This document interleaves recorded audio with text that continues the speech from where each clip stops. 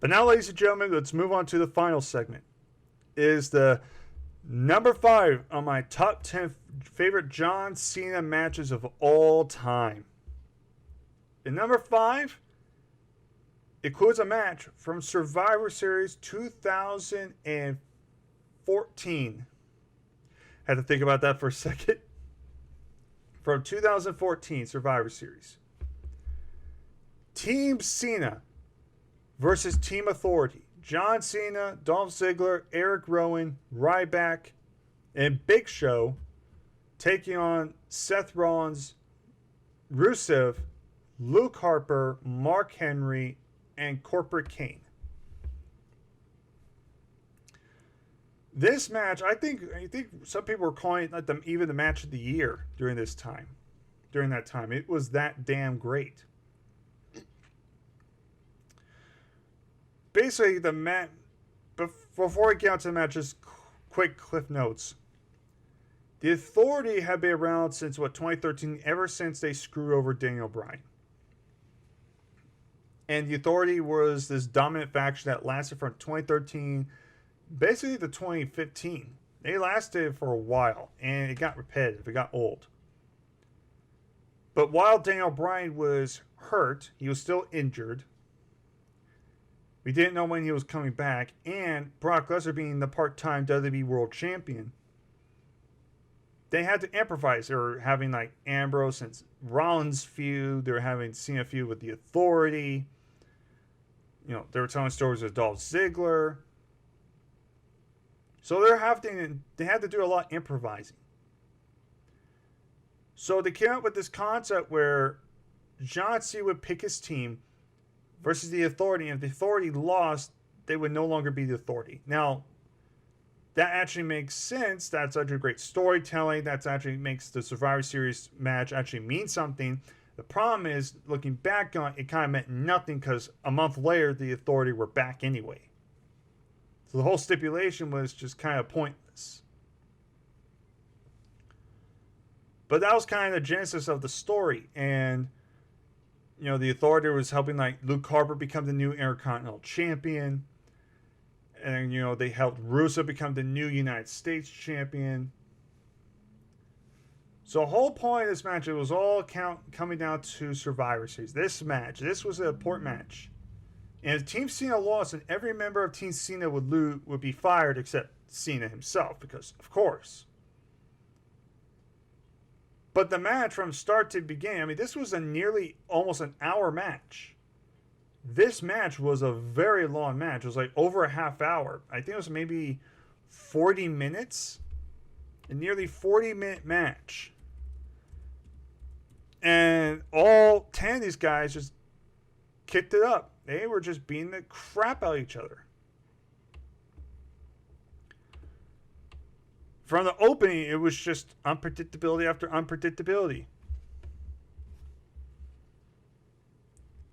And so you start off with Mark Henry, Big Show, and, you know, Triple H is hyping up Mark Henry, and Mark Henry goes to run, and pow! KO punch, and Mark Henry's already eliminated. Just already. Unpredictability. I liked it. Then after that, you move on. I believe then Ryback was the first one eliminated from Team Cena. Now, Ryback was just turned babyface. It was going back to the Feed Me More gimmick. And during the feud, they were trying to recruit Ryback. And, of course, Ryback ended up going with Team Cena. So when Ryback got eliminated the way he did so early was shocking as well. It's like, wow. Okay. And then I believe Eric Rowan was eliminated by Luke Harper. Rusev did what I like to call the Umaga spot when he tried doing it to John Cena, where he runs off the tables to do a splash. And he totally misses. He crashes through the table, which Rusev was counted out. He was not beaten by pin or submission. He was counted out, so it kept his streak alive. It turns out being pin or submitted, which was smart. And meanwhile, it was down to Harper, Kane, and Rollins, and Big Show, Cena, and basically a nearly dead Ziggler. And of course, Big Show turned heel. The way they did this was so obvious. I mean, you see Cena in the ring and Big Show was staying in the ring. They're like, Big Show's like holding off the Authority. And you can see Big Show like in a fighting stance with his fist. And he's like, keeps looking at Cena like, come on, get up. We all knew what he was doing. And so he knocks out Cena and Cena is eliminated. Again, another shocker came out of Ziggler because then Big Show basically joined the Authority and he walked out.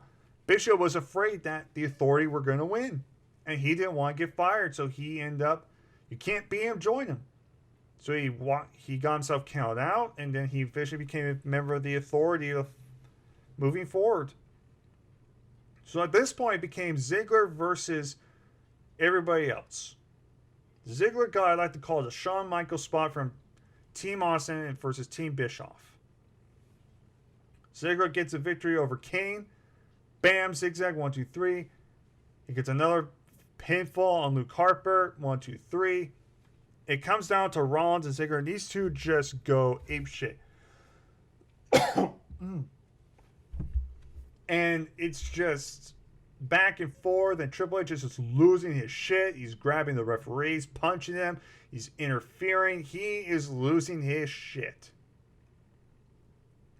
Until finally Triple H just can't take it anymore. He peggers Ziggler.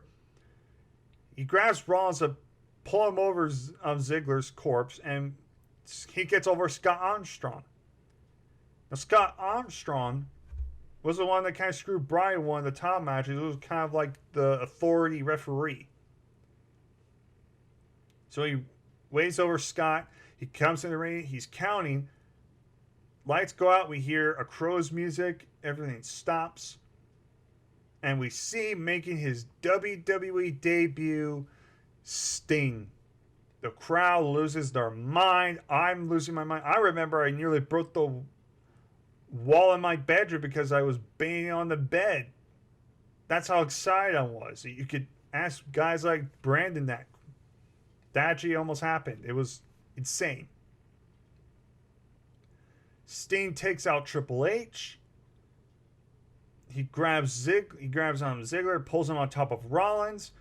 The other referee gets back in the ring. 1, 2, 3. Ziggler gets the win for Team Cena. And Ziggler, with the help of Sting, got the victory for Team Cena. And the Authority were gone for a month. The stipulations themselves were pretty stupid looking back on it. But the match, so as a match, it was fucking awesome.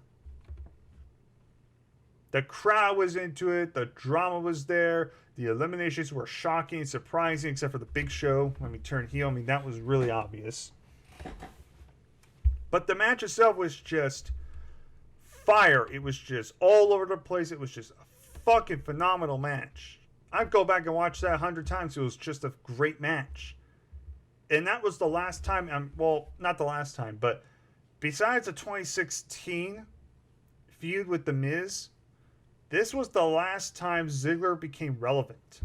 This was the last time Ziggler could have been a megastar. They could have done something with Ziggler. And once again, they did nothing. Because we all know the plan was probably to have Roman Reigns in that spot.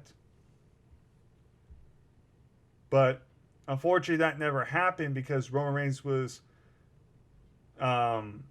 I forgot what happened to him, but he was gone for a few months. He was having some sort of injury. So we all knew Roman was going to be part of Team Cena. And that was the rumor plan that Ziggler wasn't even going to be part of it. It was going to be Reigns. But Ziggler, the fact that Ziggler got to main event a pay-per-view, and not only that, win a huge match like that was big for him. And like I said, it wasn't until 2016 feud with The Miz where he started to get back taken seriously. But then after that, now Ziggler has been back to where he's always been, a lower card, tag team, mid card guy. And it sucks because Ziggler's always been a talented guy, but the dude can never catch a break. But this match, like I said, was just a fucking badass match.